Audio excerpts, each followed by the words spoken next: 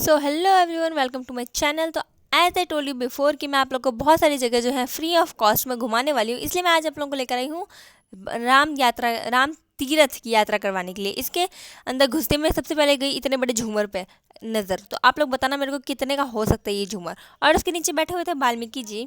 And Valmiki ji के ऊपर इतना बड़ा झूमर लगा रखा था, भाई मेरे माइंड में ना कुछ और ही आ रहा था।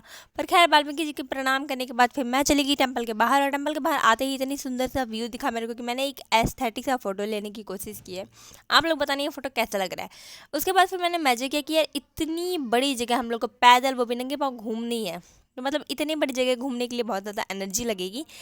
तो यहाँ पर ना मेरी ना बैटरी जो है फ़ोन की वो भी थोड़ी सी कम हो गई है, इसीलिए मैं बहुत सारी चीज़ें रिकॉर्ड नहीं कर पाई। और इतनी बड़ी जगह घूमने के लिए सबसे पहले मैंने देखा मछलियाँ।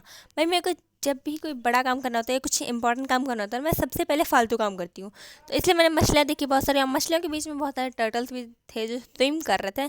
टर्टल्स कैप्चर हुए नहीं क्योंकि वो साले जैसे ही कैमरा ऑन करते हैं भाग जाते हैं।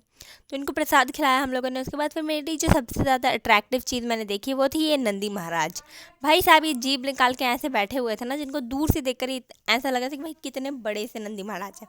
एंड इनके सामने एक ऊपर बिठाया था शिव जी को और हनुमान जी को।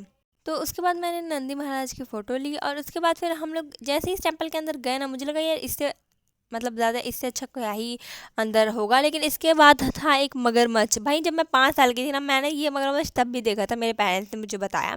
मुझे ये मगरमच्छ थोड़ा बहुत याद था क्योंकि मतलब ऐसे होता है ना, धुंधली यादें।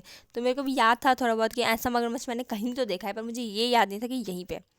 एंड ये जो मगरमच्छ था ना, इसके अंदर की जो स्किन थी, हम अब स्किन ही बोलेंगे, वॉल तो बोल नहीं सकते, तो स्किन है जो स्किन ना, उसको ऐसे खुरदुरू बना रखी थी। मतलब सच में ऐसा लग रहा था कि हम लोग मगरमच्छ के अंदर ही घुसे हुए हैं। खैर, उसके बाद फिर बाहर निकलने के बाद इसकी इतनी बड़ी सी टेल देखी। और टेल के सामने ही मतलब भगवान जी को बिठा रखा था। एंड इतनी बड़ी सी टेल, भाई साहब इसकी तो टेल ही इतनी बड़ी है, मेरा मन करता है लटक जाऊँ इस पर। फिर उसके बाद हम लोगों ने राम जी, सीता माता और लक्ष्मण जी की सभा देखी पूरी, हनुमान जी वगैरह भी थे। फिर उसके बाद राधा कृष्ण जी के दर्शन किए। उसके बाद हम लोग जैसे ही इस टेम्पल से बाहर निकले, थोड़े आगे चलने के बाद हम लोगों ने देखा सीता कुंड, जो कि वहीं पे था। और यहाँ पर ना एक इच्छा पूर्ण करने वाले हनुमान जी भी थे, मतलब सीता कुंड में नहीं, इन हनुमान जी के नीचे। और हम लोगों ने उसको रिकॉर्ड नहीं कर पाए क्योंकि मेरे फ़ोन की बैटरी कम थी।